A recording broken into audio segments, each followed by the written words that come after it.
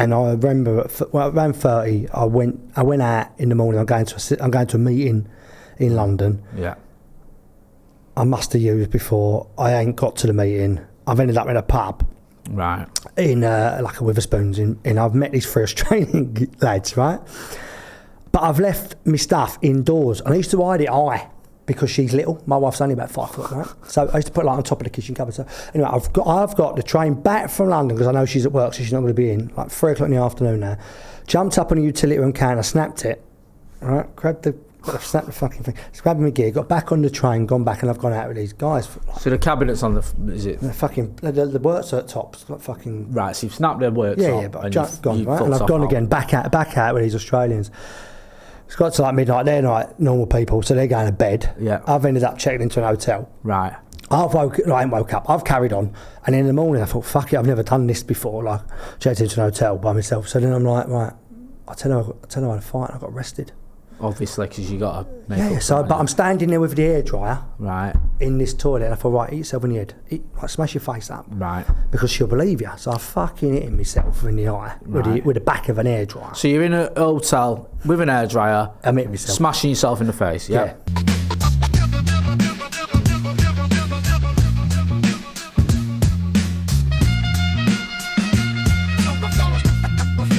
Jay here for Sober Fellas, and this is a chat with my mate Joe Sealey, the son of legendary goalkeeper Les Sealey, and also someone who can talk about addiction, about recovery, about sobriety, all the things we like to talk about on Sober Fellas, someone who knows it quite well. Joe, we were just chatting before we started recording, and I just want to give a bit of background on how I first got put in touch with you. Elliot Wold, I went on his podcast, hypnosis expert. He talks about cocaine addiction specifically, and addiction as well. Went down to Milton Keynes, I think it was. I recorded with him. Anyway, about a year ago, I was just at the Manchester airport. I think we flew from Manchester, if memory serves. Going on covering pre-season tour with Stretford Paddock, and I got a phone call off Elliot. And he's like, "Can I just ask you something quickly?" I was like, yeah, of course. He's like, "I've got a lad coming on the podcast, a bloke who's he's into his football, and his dad was a footballer, and I don't know a lot about his dad, and I was wondering, I think his dad played for United, and you're a United fan, I was wondering if you could help me out." And I was, I didn't know who he'd be. I thought it might be someone I never heard of. He went, "Yeah, his name's Joe, and his dad was Les Sealey." And I was like, "Les Sealey, oh my God, one of my heroes." And I was giving him like your dad's career. Yeah. I was like, "I was in Rotterdam in '91 and the League Cup final, and he wouldn't get subbed and all this." Sort of like just absolutely told him loads. But then because of that, I started following you a little bit more closely on social media. Got to know you. Came on Stretford Paddock, and we got chatting, and the rest is history. But addiction is obviously something that's been a part of your life for a long time. And if I can just go back to the sort of the beginning when you first started drinking, was it just drink for you when you first started sort of getting on it as a youngster? Was it just normal, if that's the right word, when you first started? No, I mean, I didn't drink anything until I was nearly 18. I was nearly 19 years old. Really? No, I didn't even really drink. I had one drink when I was 13, but like anything I ever did, it was in excess. I drank 2 litres of White Lightning on a park bench, like we all do. That's the rule, though, isn't it, when you're 13? In when you're a teenager, not about 30, but yeah. 40 minutes, and then threw my guts up for 2 hours, and then I didn't drink again because of football. I didn't drink again until I finished. So you was a talented footballer, playing at a very high level, to be fair. So that sort of stopped you? I don't think it stopped me. I just think it'd never come into my life because I was so tunnel visioned with that. My dad weren't a big drinker either, so there was no real drinking around me. That it never really, unless I was going out once at the end of the season or every so often with the lads, and I mean hardly ever, I didn't really drink. So when did you start drinking sort of regularly or? Well, I think that my dad died and I lost my career together. About 6 months after that, I would say I started more regularly. So how old are you at this point? I was probably coming on to 19. So 19. Your dad died young, was 45, I believe. 43. 43. Sorry, yeah, forgive me. 43 years old, so I was very, very young, and you're 19. And what's going on at the time that you've lost your dad, and what's going on with your football career? So I got injured. I lost my career 2 weeks before he died. So for me, I lost all of my discipline. All of my routine, everything that kept me, probably made me who I was. Yeah. And then I was lost, is the truth. I think I was lost. And in all honesty, it took me it took me a long time to come back from that, from being lost. But at the start, I think that, and it wasn't really drink with me at the start with. I was straight away drugs really. Really? And what kind of drugs were you taking? Cocaine. So you were straight in. I was straight in. Really ran. So I lived in Essex. Yeah. I had no friends that did drugs. None. If you did drugs when I was at school or played football, my friends from school, I stopped talking to them. So I didn't know anyone. And first time I took drugs was in Wilmslow. Really? Yeah, but I lived in Essex. Actually 500 yards from where I actually live now. Literally 500 yards. Cheshire, my office is next door. So it used to be called Directory. Right. And I come up with a guy called Michael Edward Hammond, who was going out with Danny Minogue and is now in prison he was the guy that pretends to be a police officer that broke into Buckingham Palace. Do you remember that, about 8 years ago? Yes. So I'll come up with him in his car. I went out. I never told this other guy, someone in Coronation Street who he was friends with. Right. And they took me back to an house and they said, do that or have a bit of that. Yeah. And at the time I did it, I feel like through peer pressure. But as soon as I took it, I felt better. Right. I remember it like it was yesterday. I instantly felt better. And to be honest with you, I believe at the start that drugs probably saved my life. Really? Yeah. Because of how low you were, and that sort of gave you a little bit of a lift. It made me feel normal. Do you know what? I'm glad you talk about that, because I think sometimes when we chat about addiction, when we chat about drug using, you can almost be tempted to say it was horrible from the start and it was terrible, and as soon as I started using drugs my life fell apart, and it was. But that's not the case, because a lot of the time the reason we end up in the problems we end up with, the reason we use so often is because when we start taking it, actually we enjoy it. It gives us something. That's when it sort of. Well, it took everything. Spiral. It took everything how I felt away from me. Right. I'd never experienced anything like it before. And, you know, I agree with you. I think a lot of the times I can say, you know, I never had a good time on it. Well, I must have, because you wouldn't carry on. No. Something at the start makes you chase that forever. Yeah. You know? But for me, it made me feel normal. Really? Yeah. So who were you using with? Were you using with friends? Did you just got a new set of friends? Or? Yeah, just those guys. And I used to I literally drove up to Manchester once a month. Yeah. Used in Wilmslow. Really? Drove back. Because I never knew anyone that did it. So in Essex, were you not using? Didn't know anyone. So it's. Then I did find someone after the bat. Right. Okay. Yeah. Well, you don't struggle here when you. No, because I lived in like the main where you were like Country Club, Faces nightclub, Charlie Chan's. I lived around that area, so it was full of it. But I just didn't know anyone. After a few months, 6 months, I found someone. And then that was it. Then did you stay in Essex, or were you coming back and forth? No, I'd come up every so often, but then I stayed in Essex and I cracked on. And what were you doing in terms of, were you working? I worked for Stella, for a sports agency. Right. So I worked at Stella at that point. And you know, at the start again, I probably live in what I'd call a normal person that goes out and uses and goes home and lives normally. Yeah. To what I would call normal anyway. So it's more of a weekend thing. Yeah, Thursday. Thursday, Saturday. Thursday, Saturday, yeah. When I say weekend, yeah. But I was only doing it if I went out. Right. Then. So you weren't indoors on your own? Not at that point. And no. How long did it go on for, where it was just the weekend, where it was just when you went out, where it was just enjoyable? Yeah, a month. I would say from a standing start to like, I remember when I first bought it in the daytime, actually, within 8 months. Within 8 months? Yeah, within 8 months from the first time to then never leaving the house.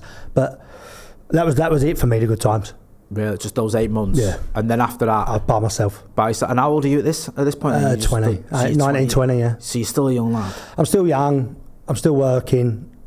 And it got hold of me quickly because I felt, I said to you, it made me feel normal. It was the only time I was happy. Really? And did anyone question it or notice it or say anything, or you know? Well, I got rid of everyone that was normal around me. That you do. So I got rid of like friends I had from football, and I stopped talking to all of those people for no reason. I had arguments or whatever. I decided at the time I wanted to construct to get rid of them. Was this? Do you feel? Was this part of the using? Do you think they were getting in the way of using, or because sometimes I've had that once before? Yeah, because I think that people that are not using, and they were players. Yeah.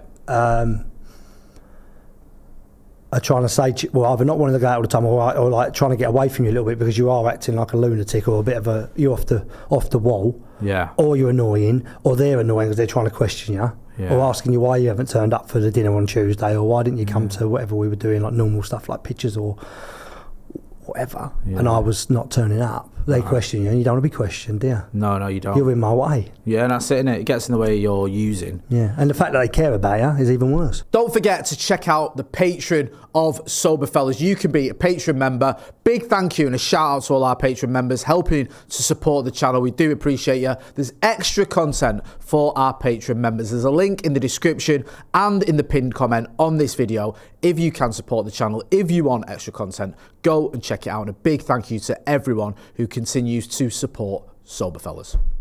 So, 8 months in, was there a moment or a time when you sort of stopped going out? Can you remember what that was like, or did it just gradually creep up on you? No, exactly what it was. So it was my 21st birthday. Really? Yeah, that was like the time when I realised that I bought a quarter of an ounce, and then I went round my nan's for a Chinese, and I got really nice. My mum's got a really nice family. Yeah. Really loved my nan and granddad. And I went round and I left as quickly as possible.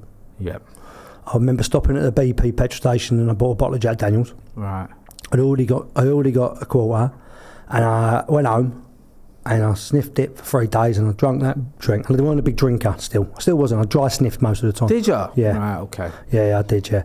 And then I remember thinking, this is it, I've cracked it. Yeah. I actually remember thinking, this is fantastic. This is the best thing ever. I'm by myself. I got rid of my bird at the time.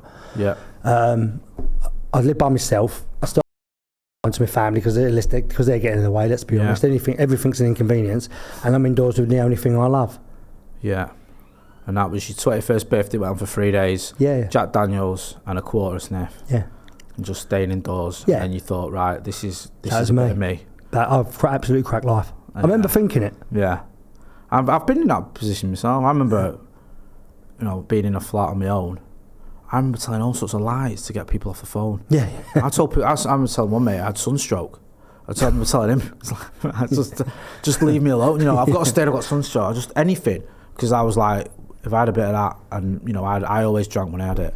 I got to the point where I want to be on my own. So, how long did that go on for then? You on your own? Were you still working and doing that? I was still working because at that point in my using, I still could function. Right.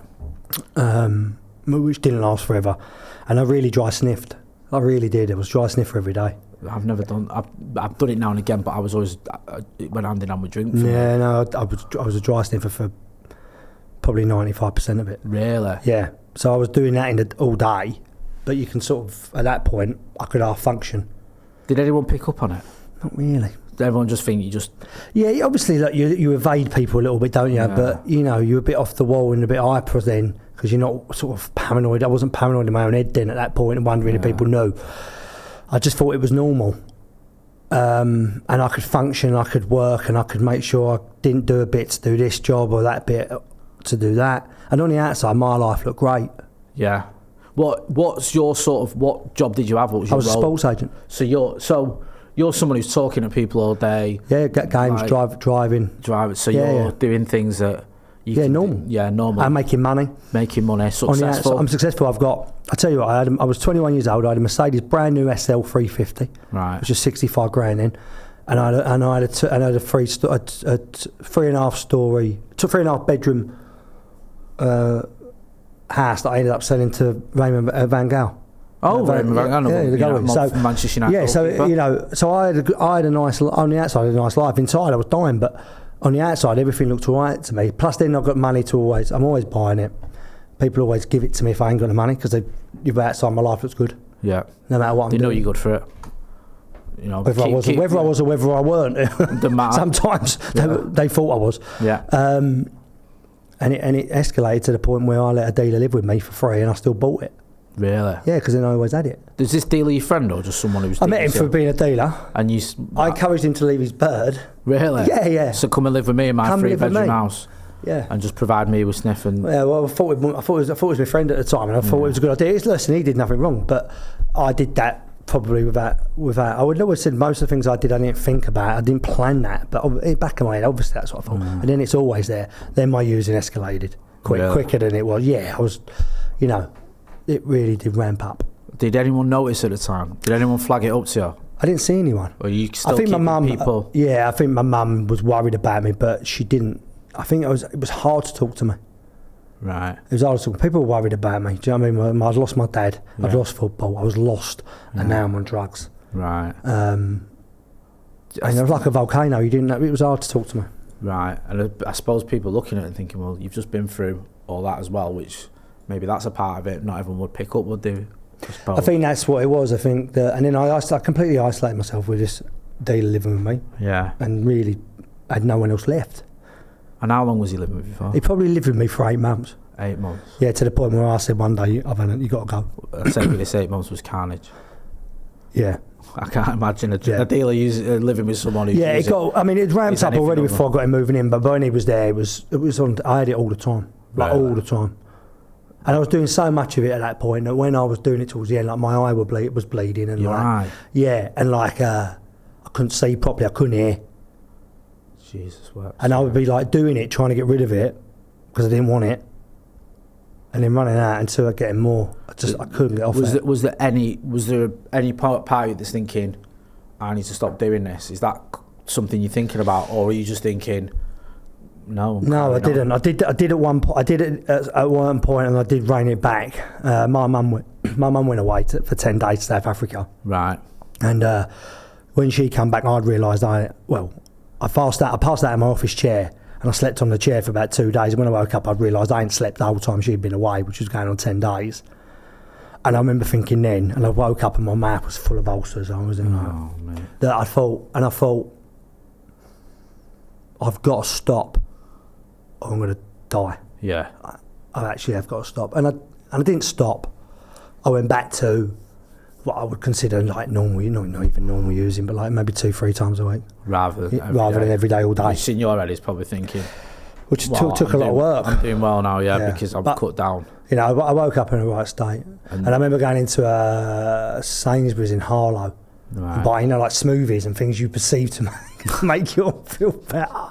Drinking these yogurt drinks and all that. And I remember seeing do you remember there was a lad that his name was Alex? He was at Charlton. He went to Inter Milan. It's like a kid swap thing. It was years ago. I remember seeing his mum in that Sainsbury's and like trying not to see her because I looked terrible. I hated that. I hate when you're bumping into people and you know it's on you. Yeah. And you're trying to avoid eye contact and avoid contact. And it's I just remember that now. That's mad. That I've done that a few times. Bumps into people and I've got a bit of a cold. Full of it. I've got full that way. I'm full of it because you just know you look like shit. You feel like it. You're getting paranoid. The words aren't coming out of my mouth the way I want them to. Yeah. 100%. You're aware that the person you're chatting to is probably thinking, "What the fuck is wrong with him?" So you try and make an excuse. So either avoid them or, I'm full of it. I think I've got flu. I used to say all those kind of things. I must have had flu nearly every day. Yeah, I was the same, honestly. So, what was the next step then? Was it, did you just carry on? Yeah, you got this dealer, did you move him out? Yeah, I moved him out. So I said to him, I'm moving out. I basically said, I'm moving out, you need to move out. Right. And that's just an excuse, is it? You're not? Yeah, I didn't have to, but I moved. So he moved out and was living with a friend of mine, actually. They moved in together.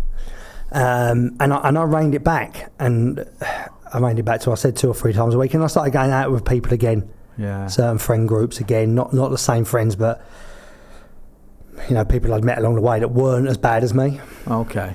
And I started maybe going out on Thursday again and Saturday and doing it a bit more. Listen, it wasn't normal, but to me it was much more normal than I was being. Is it just cocaine that's the I only issue? ever did cocaine. So drinking was never a big thing? Not at this point. At this point, it's just sniff? I'm dry sniffing, yeah. You dry sniffing? Indoors I'm dry sniffing, but if I go out I'll have a drink, but no more than a normal. Like I weren't 4 or 5. How I ended up. Yeah. How I ended up was drinking litres and eat vodka, but right. At that point, no, I'd drink a few drinks, Coke, a few beers, pretty normal. I didn't like alcohol, I never did. Did you not? No. Right, okay. It never got me. Never, right. It got me because of how I am, but I didn't drink alcohol and go, that's my answer, or it tastes good. Because most people don't, your progression is quite sort of almost sniff straight away, innit? Yeah. Really? It's the only thing I wanted. Yeah, whereas a lot of people I've spoken to myself, it was, drink, weed, whiz. Never tried it. Ease, and then I remember one of my mates doing coke, and when I was, doing E's, lecturing him. You want to fucking part that in, bro, because you're going to end up in a right state, and I'm there, pulled out the head, trying to sort of give him the facts. You know what I mean? Because everyone, in our group was like, sniffs the worst thing. I just started coke. I just literally did coke. I might have done half an E once. Yeah.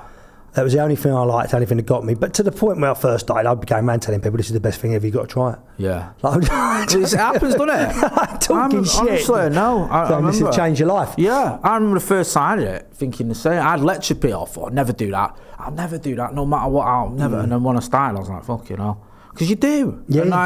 And there's a reason that people, because as well, big thing with sniffing that is not, you don't get physically addicted, like, it's mental, isn't it? It's a mental addiction. Definitely. That's why when you try and recover from it, it's mentally the mental side to work on, isn't it? It's not so difficult, yeah. Obviously with stuff like heroin or whatever, or even alcohol, they'll give you tablets, they give you injections and stuff like that because you're physically dependent on that.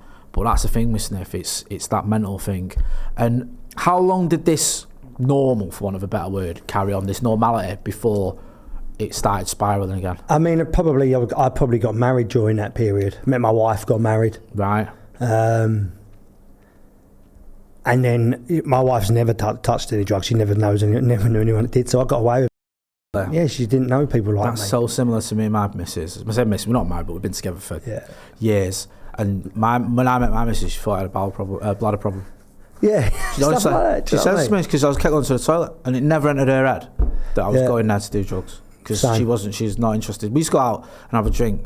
Same. She's genuinely, she said, I thought you had something wrong with you because you kept going to the toilet. I think she said it to someone, or even to me or someone else, can't remember. She said it to a friend of ours. He goes to the toilet, he can't keep his drinking on. He's not waiting. He's not going for a piss. Someone grasped you. Yeah. I grasped myself up when she asked me, and I was out my head. Yeah, I thought you knew. I knew she didn't, but yeah, my missus said, so your missus... She never knew, and then, I probably got away with it from, in all honesty, for the first 2 years we were together. Really? Yeah. For a long time, that, it was. I probably got away with the first 2 years. Look, but during that period, she knew at some point I was doing it. Sometimes when we went out for a drink, like you just said, but thinking that it's not normal. She's not used to it. You're successful. I'm going to work. She didn't know that I was carrying on after, because I would always carry on. You know what I mean, at that point. But I take it you've not changed then during this time in terms of your personality with her and everything. So is she seeing a change in you? Not. Or are you the same guy she's met? Well, it's pretty new relationships. We're always on our best behaviour, aren't we? Right. So you're still in that. I'm still in that. The mask is still on phase. I mean, for me, when she found out and realised it got bad quick. Really? I mean, I got married after 2 years of knowing each other. In May, I went into rehab a month after we got married for the first time. And what caused that? We went out. I fucked off. I went out for 2 days. She'd never experienced anything like it. Right. I hadn't done that at that point. I come back. How long have you been married for? So is it about a month? So a month into marriage. I've just come back from my honeymoon. Yeah, come back from your honeymoon. 2 days before. Yeah. 2 days. You come back from your honeymoon. Went to Ascot. Right. Drove back. Went to someone's 50th. Yeah. And I went to a nightclub called the Warehouse, which used to open at 2 o'clock in the morning in East London in a warehouse. Right. You could buy your gear just to be next to this big guy, like a drug. That was the nightclub where you could openly do drugs. Yeah. Bought me gear. Anyway, gone back with people to my house. She's had a row with me. I fucked off to one of their houses. I've come back 2 days later. She's gone round my mum's. So, like, all over the stuff's come out. Whatever bollocks I've been talking for the last 2 years. And when she's come back, it's like, yeah, it's true, I've got a problem, and all the usual stuff. Yeah. And I went to rehab for the first time. I left after a week. You went which rehab? I went to the Priory at Southgate. I was going to say Priory. Is that Roehampton way? Is it? No, I went Southgate. North London. Yeah. North London, right? So you went to the Priory. Yeah, I went to the Priory, but he told me that they didn't tell me actually. They got me in ADP, so like the addiction part. Yeah. And but then I heard that anger was a drug, right? Because my temper was bad. Really? Yeah. Right. Like I'd be getting out of the car often. Really? Yeah. My temper was a problem for me at that point. Okay. And he gave me a book, and it said anger is a drug, and I went, that's my problem. So it's not the drugs. It's not the drugs. Not the 500 quid's worth of cocaine I'm doing. It's I'm getting annoyed Coke's too still often. Answer. Yeah, Coke's still my answer. So. Yeah, Coke's all right. So I left, and I got a therapist to deal with my anger. Right. Whatever. So how long was it? A week in there? I left after a week. Yeah, right. I was 25. I left after. Is this group therapy and stuff? Yeah. 9 hours therapy a day, groups. Meetings this is all voluntary. Time. It's not called or anything like that. No. You've volunteered to go in. I paid the money. You paid for it. I've been in there now and again, just visiting. I've not stayed. I've been in a rehab before. Yeah. So you just that after a week, anger's the issue. I've left with my book. Got my book. Showed her. Yeah. Look, if I read this book, I'll be all right. Yeah. And I ain't therapy. Was she having it?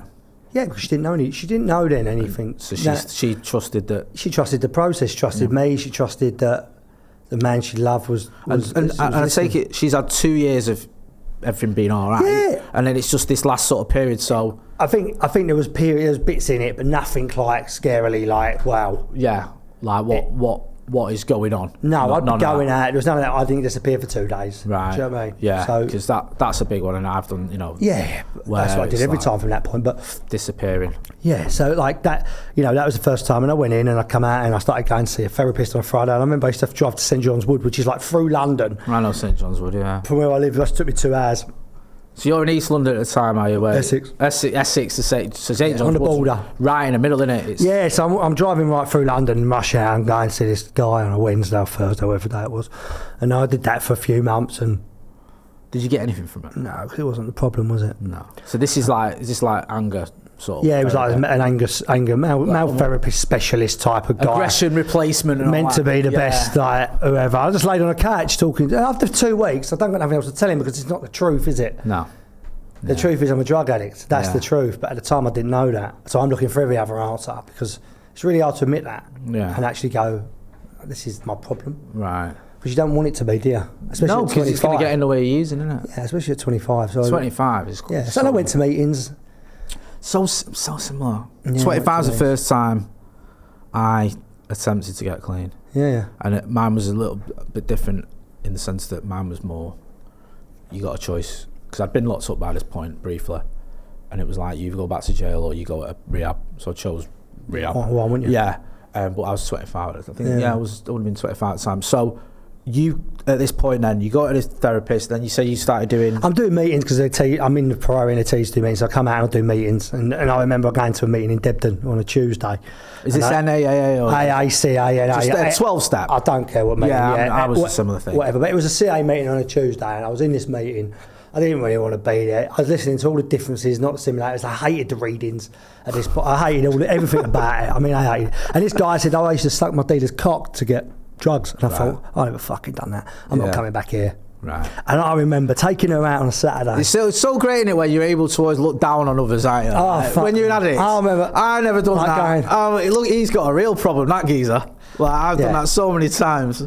God, I'll never end up like him. That's what So I took her out on a Saturday. I remember I drove down the embankment, which is again in London. Yeah. Onto like a bar boat. Yeah. She's all right. She thinks like me having a drink's all right. I've told her that. I probably told her that they've said it's all right to have a drink. At that point, she'd listen to that. Yeah. And I've had a drink, and then I've got off the boat. I've drove back to Essex, picked up, drove back. Really? Yeah. So you've what? Anyone who doesn't know, right? The embankment is... It's an hour. It's Charing Cross, it's Leicester Square near there, isn't it? Yeah. You can't get more central London. No, so I've drove back. You fucking hell. Right. So where's your missus at this point? I threw her in the car. Right, So you've said to her, what have you said? Just like... I've probably said at that point, I'm going to pick up. Oh, right, so she thinks... I can't actually remember, but I do remember you've doing given it a bit of the old spiel, whatever you've said. You've said what you need to say and probably convinced... Yeah, because I've told her that ain't my problem, is it? Yeah. We're having such a good night. Yeah, it was such a good night. It'd be all right if sun was out. Yeah. I went in, it was the summer I went in. And we can make it better. Yeah, it's probably like July, August time. And I'll be normal. Yeah. And, and it went like that for a bit. Really? Yeah. Because I can't remember anything that made me think, it didn't go like that for a bit. Okay, yeah. There might be another version of events. But yeah, I bet there is. Yeah, I've had the ones. I suppose your missus might be different. But I understand that like, at that time, in your head, nothing's unravelling. Things are okay. Things are okay. Yeah. Did you convince yourself that Yeah. you'd fix things? Did you? I think I always did. Did you think to yourself, look, I've been to rehab, spent a whole week in there. Yeah, I knew drugs weren't my problem now. Yeah, we knew drugs weren't a problem. Got this book. Yeah. I don't know the drink. Did you read the book? No, but I've got it. I might have read 3 pages. Yeah, I've read some of the book and I've got it. Yeah, I own the book. Yeah. Right? And I, I've like we said, anger, therapist, and I've been to some meetings. Sorry, yeah, I've been to some meetings, which has nothing to do with me because I don't. No. And also, I've met some people at the meetings who are really bad, 10 times worse than me. Yeah. Because I'm able to look down on them. Yeah. So they must be. Yeah. Yeah. I see. I relate to this a lot. Yeah. So, when did it get to the point again where it had to be addressed? I think after, it wouldn't have been long. So probably within 6 months, my behaviour's getting worse because she's looking onto it now. Right. So then she's giving me a bit then, isn't she? Yeah, because you've sort of... And then she's involved. She's She noticed. clocks on, isn't she? She knows now. If there's something going on here... Quite right. Yeah, that's it. Once you give him that signal, I had the same thing where they pick up on the And signs. my wife will come at you. Right. Like, she weren't one of them that would leave and, like, go over there. She'd, like, come at you. Yeah. And try and get hold of you and fucking, like, ring your neck, basically. Like, so it wasn't good. No. And it went on and off. I went back to meetings, back on it. Was your heart in it? No, fucking no. Because you can't, you Sometimes I felt it was. Sometimes I felt it was. And there was always times, like, I always knew. Like, I knew by 23 that I weren't all right. Like, I knew that. Yeah. But knowing it and doing something about it are two very different things. Of course it is. And, like, and I used to hear things that would make me think, like, how long, when they say how long you've been sober, and someone would say, like, 32 years or 10 years or 9, I used to think, you fucking liar. You fucking liar. And then I used to think, I can't get there. That used to, like, destroy me in meetings. I remember when I first heard it, I had it in detox. Someone from meetings came into the detox. So I did my detox in Lisson Grove. And I remember there's a lad called Chris, and he said, I'm 8 years sober. I'm 8 years clean. I remember saying to him, what, you just smoke weed and that? And he went, no. I was like, just have a beer and that, like, no. Yeah. Oh, what, so, what, just on ease and that? Like, I couldn't get my head right. He's like, no, I don't do anything. I was like, what do you mean? He's like, abstinence. I was like, what the fuck are you on about? I couldn't get my head around someone going years of not doing anything. Yeah. And I think I believed him. I just couldn't believe it, if that makes sense. Yeah, yeah. I didn't think he was lying. I thought it was impossible. I just thought, how the fuck have you managed that? I thought it was impossible. Yeah. And I'd be going through phases at this point where I'd be in sobriety, but if someone asked me if I'm drunk, I'm on tablets or I've got to go to that event, I better have a bit. Like, I was in that lying about it, messed up, mixed up stage. And I can't remember much about that period of my life, actually. I can't remember much about getting married till I'm 30, really. Really? It's just a bit of a blur because you're on it so often. I'm on it all the time, really. I can lie about it and say I'm on it, okay, but probably I was on it 85% of the time again. Which is unreal, really. Yeah. You think about that. 85% of your time being on cocaine is not normal, is it? You're not normal, are you? No, like, we know that. And I'm doing the things that, the things I would do when I'm on drugs are the opposite to what I would do in my normal life. Like, I'd drive my kids to school, I'd put them in the car. Really? Yeah. I would do things that I would never do. Yeah. Like, I would never think of doing. I look back and go, but I thought, I didn't think it was all right. What did I think? If I did it, she wouldn't know I've used. Right. So if you're driving the kids to school, she's not going to go, is he had any of that? Because he can't have any of that. And that's hard to admit that. No. Right? But I did it. Yeah. One of the worst things I'd done when I was using. I did it a lot. Right. I drove all the time. Right. So, and I got nicked once for driving, but I wasn't driving. I was parked asleep in a car. Right. Like, literally at the end of my road, because I had an argument with her. I weren't even going anywhere and I got nicked. Yeah. I must have drove 1,000 times. Fucked. On it. Yeah. And then the only time you got nicked was when I you weren't driving, no. I was Can they asleep. do that to you? Yeah, because your car's on. I woke up at 4 a.m, I had the keys. So I got banned for that, but just, it is what it is. But I actually was sitting outside my house near enough. Right. So I should have been done lots of times. When did things come to a head where something had to change? Well, by 30, I'm binging. She's now hooked on that I'm not all right.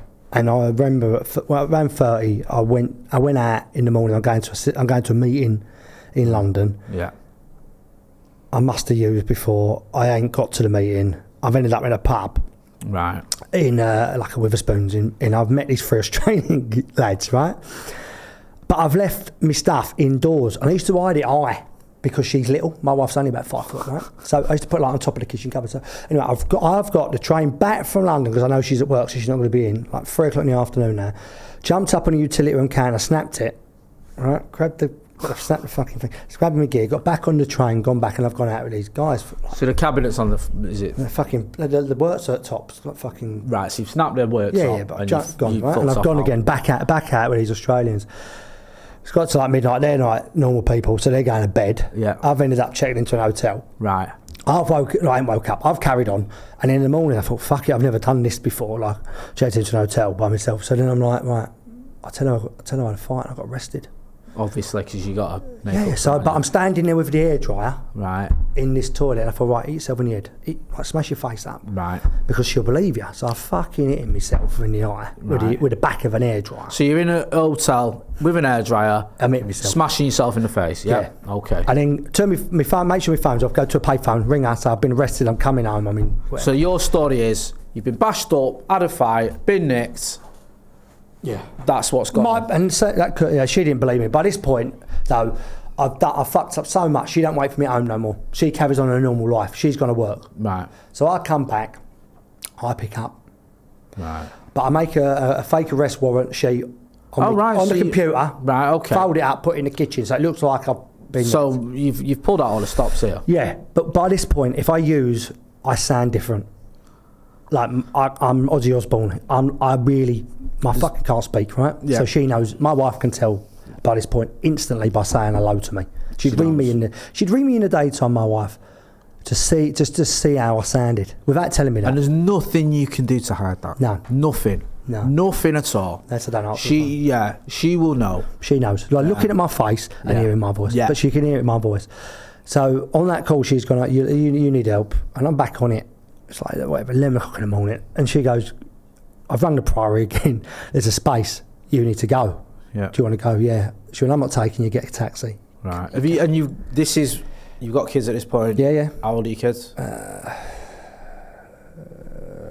5, 3 and 2 or something. So you've got 3 kids, 5, 3 and 2. Yeah, yeah. So young age that. Yeah, yeah. Obviously, need a bit of taking care of, and you're doing your thing.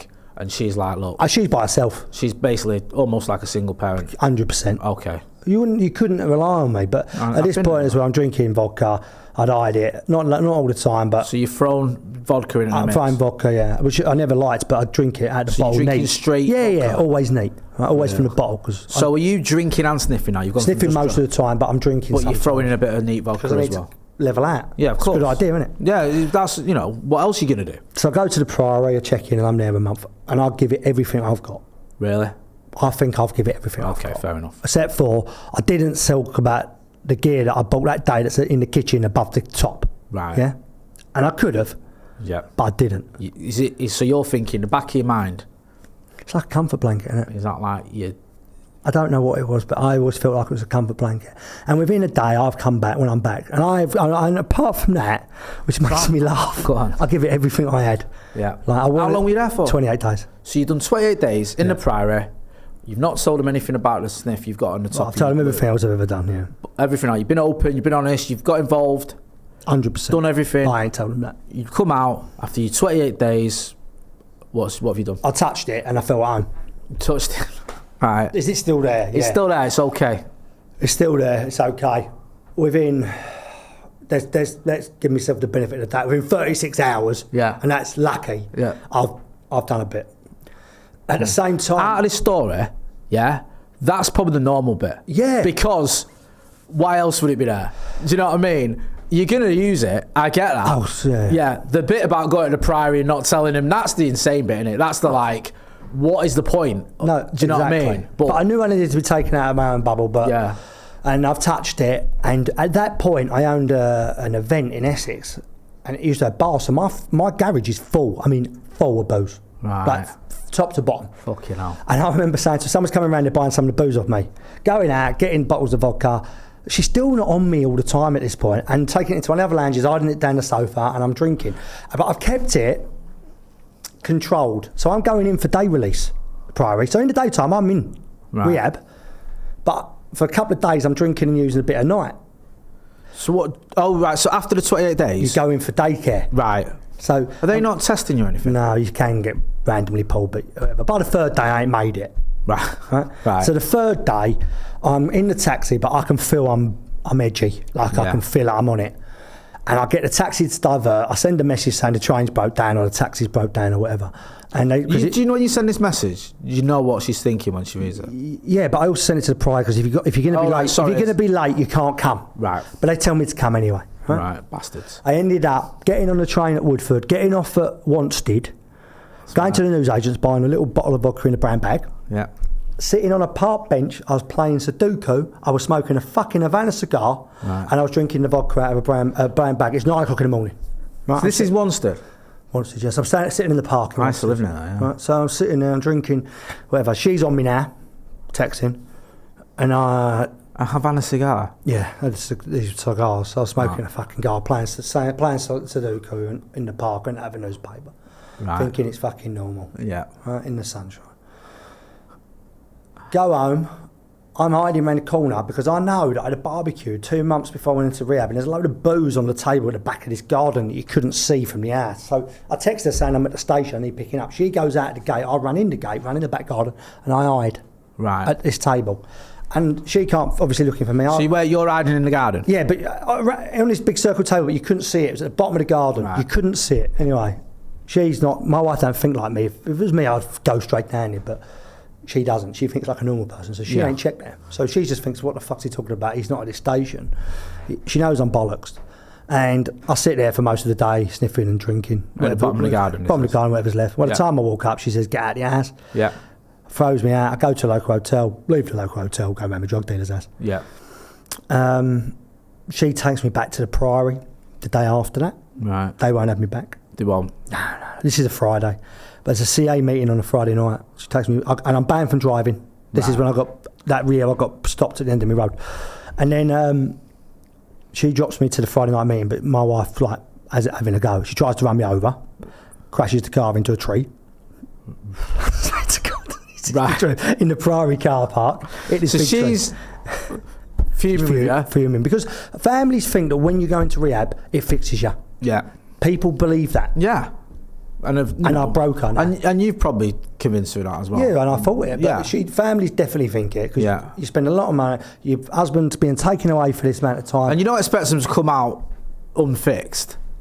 No, they don't. It's shattered her. Yeah. Your illusion. It's an illusion. Yeah. Like if you're going away for 28 days, you're coming out, you spent a load of dough, and obviously people know they've heard of it. Oh, he's going to prank. Oh, right, okay. Yeah. Expect you to come out and he's and you probably look all right. Oh, you look much better than you ever look because when you went in. Yeah. You would have lost weight, and you feed you 3 times a day, and all of that. And I smashed her to pieces, and she tried to run me over. Right. I dived out of the way, went to the meeting, and I got sober for a year nearly. For a year? Nearly. What made you get sober for a year? What made it click that time? I'd had enough, Jay. I'd had enough at 30. Yeah. Like I could hold my hands up and say I had enough. I didn't have to stop, but I'd had enough. Yeah, I hear that. I didn't want it anymore. And I got sober. Saying that, I moved to Manchester that year, and in the car, drove up the motorway with 7 grams of gear in the car. Really? And that was the first day I relapsed, yeah. So you did, during that year, just when you had that year's sobriety, what were you doing during meetings? You were on it? I was going to meetings, I had service, I was doing the steps, 5-6 meetings. Yeah, I did all that. Sponsor, the whole. Yeah, I've still got the same. Guy. So you still speak to him. Yeah, you were doing 12-step the right way. Yes, I did it service, as you were told. Sponsor, yeah, meetings. I did agree with it all. Yeah, different thing that. No, listen, I hear it. But I did it. I did what I was told. Right. And I had enough. And I knew if I did it, she'd leave me, maybe. And that was a big thing for you. I know that sounds ridiculous. No, it was. Some people. I know people have been in a situation, not myself now with my current partner, but where you have, it might be your wife, it might be your mother of your children that says, if you don't fucking pack it in, I'm going. And it's not enough for a lot of people. Yeah. They'll say, right, okay, see you later, whatever. But that was enough for you. I think it was as part of it all. I'm not sure if it was or it weren't, right, to be honest, but it was a mixture of everything. I wanted to be sober. I knew my life was shit. I felt shit. Did your kids pick up on that? I think they were too young, but I think so. I would say you would have to. You know, my maybe just knew you weren't around or whatever. Because it's not just that. Me not being there affects her, doesn't it? Yeah. And then you affect everyone within your house. She's snappy. She's worrying about me. Yeah. It's a whole poisonous all the shit. Yeah, isn't it? I hear that. Yeah, and I drove up and I used I used before I got outside M25, driving up the motorway. Really? Yeah.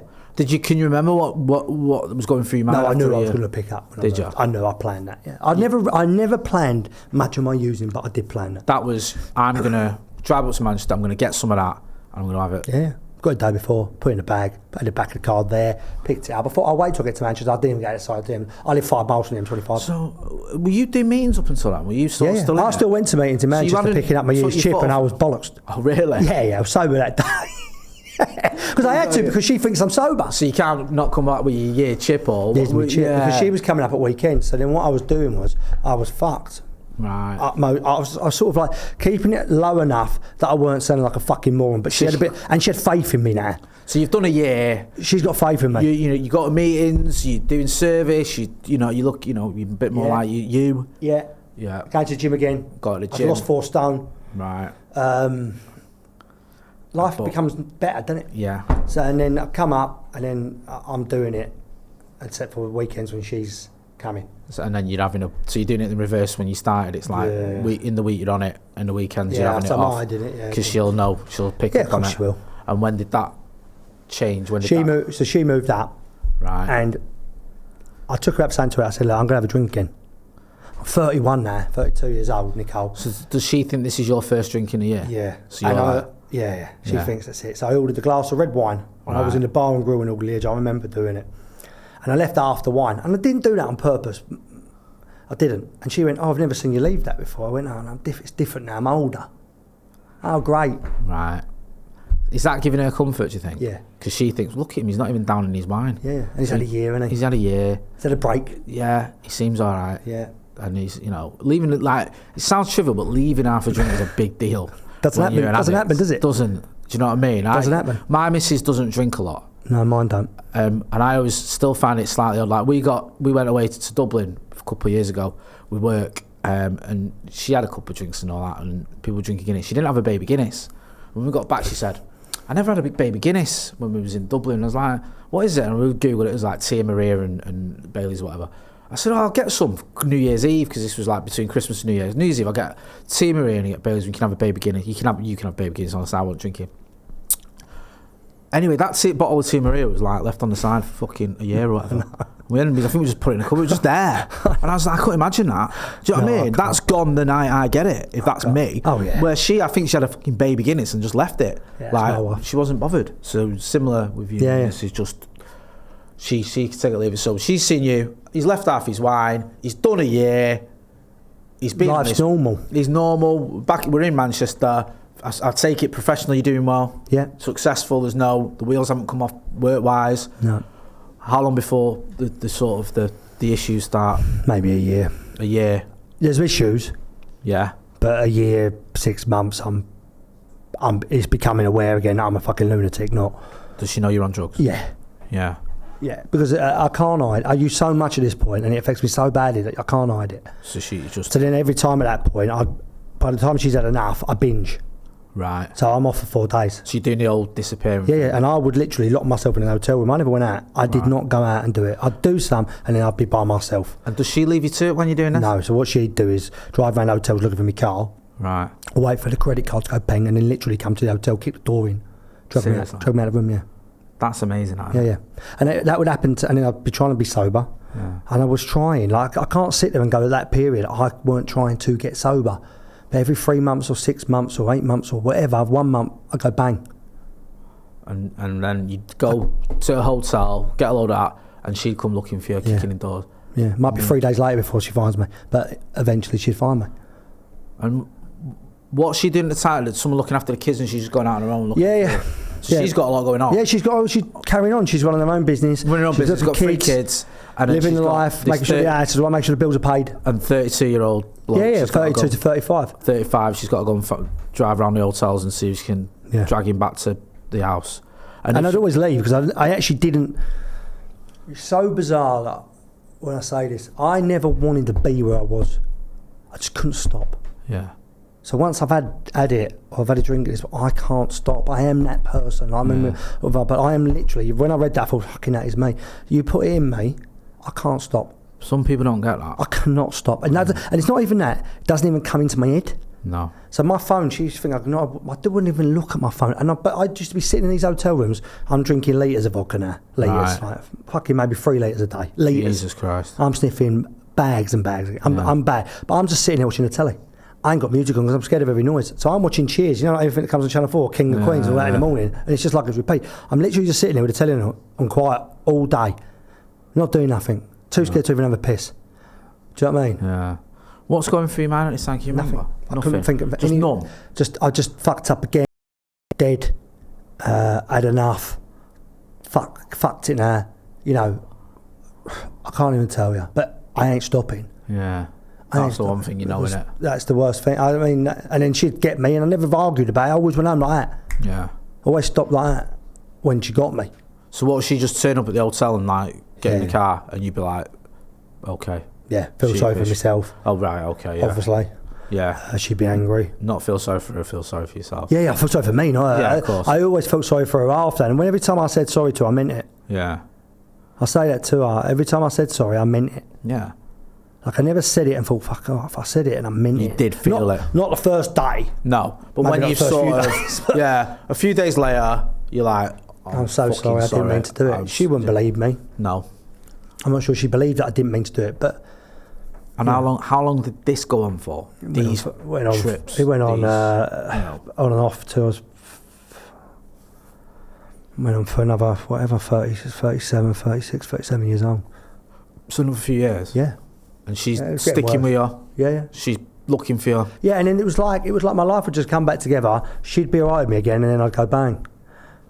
It's true love, that, isn't it? Yeah, but and I was still going to meetings at this point, and I was still trying, and I was trying. It just wasn't sticking. It wasn't sticking. Just wasn't going I just couldn't do it. Was you sitting in meetings knowing that? No, I just sat in meetings fucking thinking I need to be here and do it. I literally would speak and fucking do. Like, I couldn't sound like someone. If I was sat next to you in a meeting, I'd think he's. Yeah, I weren't sitting there for her at this point. I was sitting there thinking I need to go here. I'm going to fucking die. Right. But I actually. So you knew I know I'm an addict. I know I need to do this. I know I want to get clean. Yeah. I know all this. I know what I've got to do, but you just weren't happening. Couldn't do it. But I did use meetings wrong. Like I'm good in groups of people, and it become like school. I'd have someone like making me ice cream, this woman making me a cake, this fucking geezer likes football. I'll talk to him. You know what I mean? I was manipulating people in the meetings. I'd do business with 2 of them. I was fucking like, because that weren't what I needed. Right. Groups of people I'm outgoing. Yeah. Do you know what I mean? I had like some woman getting me Jaffa cakes on a Saturday because I like Jaffa. They're Joe's cake. Do you know what I mean? Like stuff you're just not supposed to do, like complete bollocks. But I'd always help put the chairs away, and I'd be helpful, and I'd want all that, and I'd be trying to make get involved with people and all that. It was like school. It's difficult in meetings at times, isn't it? I've had difficulties in meetings in the past where I've had relationships in meetings. Not a good idea. No, never ended well. Never. Honestly.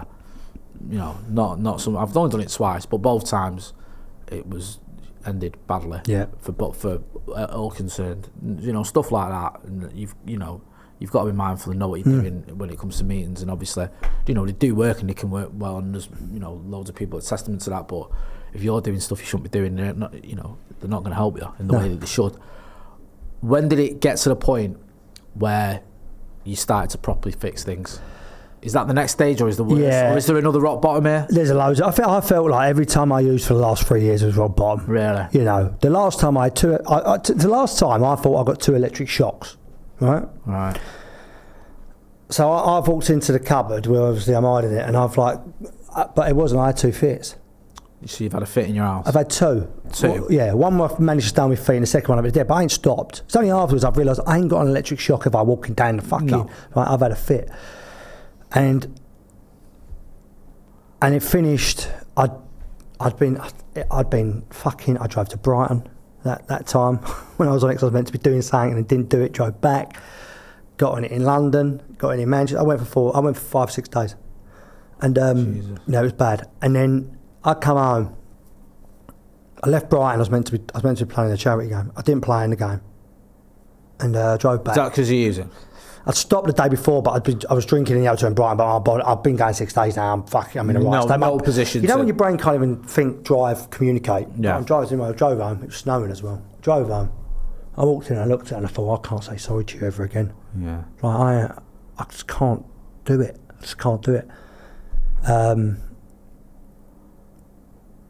And, you know, I don't know how. Then I stopped, and I don't really know how. I don't do meetings. I didn't do meetings from that point. You didn't? No. And I don't not discourage people to do meetings. I'm the same. But I had to be honest. Like, I had to look at it and go, I don't believe we all use the same. I don't believe we all recover the same. I couldn't agree more. I think that's so true. I had to do what was right for me, not what I thought was right for everyone to make everyone else happy. Yeah. And it's the best thing I ever did. And how long ago was that? I don't like saying that because I think people think you're a fucking liar. But I'll say this: I was sober today. I was sober yesterday. Fair enough.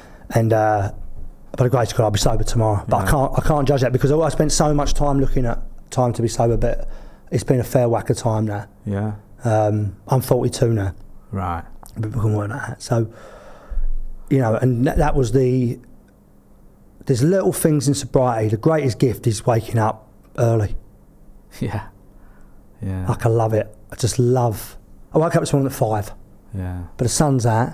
I can have a coffee. I don't feel like shit. I can go in the gym. I can go for a run. I can watch. I can do nothing. I can play a game on my phone or go on or whatever. But I ain't got that head that's trying to get me to use or do something I shouldn't do or whatever, or drink. And that happiness that other people, they maybe shouldn't, but other people get from your sobriety, and that trust and that love is amazing. Yeah. It's the best thing I've ever done. What's the reaction like from your missus and your family? I think they're just grateful. Yeah. They shouldn't be. But the truth is, and I said this to her lots of times, she should have left me. Yeah. It probably would have helped me. Yeah. And it might not. If it would have given me what I wanted at the time, I could have used. But I said to her a little while ago, I sat down, I took her out for kebab. And I was sitting on a park bench. I took him out for what kebab. Extreme to the other you? Do you know what I mean? You see, living the high life, sat on a park bench, eating kebabs. We've got kebab and chips, sharing it. I'm sitting on a park bench, and I said to her, I'm really sorry for anything I ever did to hurt you. Yeah. And I meant it. Yeah. And I said to her, I don't know how you stayed. I don't know why you stayed, and I don't know how you stayed, because I wouldn't have. I said that to my missus. And she said, I always knew you were good. But really, you know, without her, would I got sober? I shouldn't say it. Probably not. But I shouldn't say that. I don't stay sober for her anymore. I did for a bit. 100% I did. I don't anymore. No. I love being sober. Yeah. The thought of using doesn't come into my head. If I dream about it, which is not very often, but I did do a few months ago, I wake up and fucking really panicked. Really panicked, where before I'd wake up and think, fucking God. No, I'm smiling because I relate to that so much. I have that. A using dream, I fucking shit myself. I woke up in the right state last time. I wake up, I panic, and then I have the relief when it's a dream. Yeah. Oh, that was a fucking dream, I was on it. The last one I thought was really real. Because it was like a dream where it was like something I'd do. Yeah. Do you know what I mean? And I woke up thinking, where am I? Yeah. And if that's as bad as it gets to me now, I'll take it. Yeah. Yeah. But what's life now like for you now? You spoke about the gym, waking up. Yeah, routine's important, but it's freedom, innit? I don't think I ever had freedom from my own brain. Yeah. Like, it's so hard to explain to someone who doesn't have that kind of head, how that feels. But that head that just can't be silent. Yeah. Or can't do what you want to do, or put one foot in front of the other, even. And to be able to do that today is the best feeling. It's freedom, isn't it? Yeah, 100%, man. It is, and you deserve credit. I know you don't like saying this and that, but you do, man, because it's not easy. It's not easy going through all that, and then it's hard. Do you know what I mean? People can sort of say, "Oh, you know what?" Sometimes I can be dismissive. Sometimes, like, I struggle sometimes getting told, "Oh, well done, proud of you." I can struggle with that. And I can say I'm doing what I need to do. I'm doing what I should be doing. Yeah, yeah. Do you know what I mean? Like, like the old Roy Keane, that's your job. But like, sometimes I say to my missus, It's true. Like, I'm really proud of you. I'm like, I should be a good dad. I should be a loving partner. I've got people in my life that look up to me, depend on me, trust me, and I should reciprocate. I should justify that. But I find that most addicts are deep down good people. I agree. They really are. That's the horrible thing about addiction. There's not many of them that are deep down horrible cunts. No. Most of them are caring, loving people that are the complete opposite once they're on it, they can't stop. I know, honestly, Joe, you've nailed it, because you see some of the things that addicts will do and will lose, and you think, oh, they must be horrible, they must be scum, they must be this, and they're not. No, most are dying inside. Yeah. Most are dying inside. And I think that if you're with one, I think the hardest thing is being. I've got a family member now that's just started being in recovery, right? Right. Close one to me. And I tell you, it's one of my kids, right? Right. And it's harder. Really? That's harder. How'd you handle that? What'd you do? Be tough. Yeah. Be tough, but it's still hard. It's much harder. And the first time ever I realised how hard it is being on the other side of this fence. Right. And those people that stay with us, my wife, your partner, our kids, or whoever, I need a huge amount of credit, because in my situation now, it's very close to that. I wouldn't have, Lester's been sober now a little while, but that's good to hear. I stopped talking to him. Really? Yeah. But that's maybe because what I think's best. You've got your experience, haven't you? Yeah. You know. Make it hard quick. Yeah. How manipulative we can be. We can say the right things. We can act a certain way. We can do all those things. We know what to kind of do to get away with things when you've got that experience, because like your missus and my missus, same, like maybe not noticing that at first or not understanding that at first, then they get to realise it very quickly. But when you're an addict who's been through it, you know straight away. Well, you just lie. Yeah. And you're not even lying. No. You believe it. You'd pass a lie detector test. You would, wouldn't you? If you give me a lie detector test, you'd pass it with flying colours. You would. Because you convince yourself this is the truth. Because it is true. Yeah. When you're saying it, it's true. Yeah. It's complete bollocks, but it's true. It's so crazy. It's the insanity of it all. It is complete insanity. It is fucking. That is so true. It is insanity. I love chatting to you and listening to you and your journey, and the fact that you're similar to myself. Different stages, the rehab, 12-step, doing what you're doing now, and I think that this sort of sums up my feelings around everyone's recovery. It's their own. It's theirs. There's no right or wrong. If it works for you, it works for you. I'll never preach at someone or tell them what to do. That's so important, you said that. Yeah. All I ever share when I do a podcast or a video or anything like that is my experience. I'm not saying that's going to work for you. This is what I did. This is how I did things. If you don't agree with it or you think that's not for you, that's fair enough. This is what I did, and similarities, some differences. You know what I mean? Like, well, what I've always tried to do actually was something I got told really early on in recovery. Yeah. Someone said to me, "Kiss." Right. Keep it simple, stupid. Right. Yeah. And that's really what I do. I wake up. Yeah. And I've only got to get through today. I don't have to worry about the last 6 years. No. Right. I've just got to do today. Yeah. And anyone can do it. Yeah. Right. Whether it's 10 minutes, I've got to concentrate on 10 minutes or an hour or a day, whatever. But all I've got to do is get to bed. That's it, whatever the time is now. I know at 5 o'clock I'm going somewhere to do that, and I'll be in bed by 9. Happy days. Tick. I've won. That's how you've done it, though, isn't it? A day. One day. That's it. But I can never. It took me 15 years to realise that's how I get sober. Yeah. Because I always thought, like, I've got a business partner who's 25 years sober. Amazing. Right? And I used to think, I ain't getting there. I can't do it. But I can sober today. Like anyone that's new that messages me, I'll always reply, or someone about love on. Just do the next 10 minutes. Yeah. I get a lot of messages, and people ask me, "Oh, Jay, what about this? What should?" And it's the best advice. If you have to sit in a meeting, sit in a meeting. If you sit in a bath, sit in a bar. I sit in a bath all the time at the start. Sitting in a bath of water used to take that out of my head a little bit, especially by myself. I really struggled by myself. This is the thing as well. If someone says to you however many years ago, can you get to however many years? Your head would fall off. I couldn't do 20 minutes. No, you'd be like, whoa. But if you're saying, look, Just the next 10 minutes. Just today. Yeah, because most of the people that come into recovery don't think you're not going to convince many new addicts that it's forever.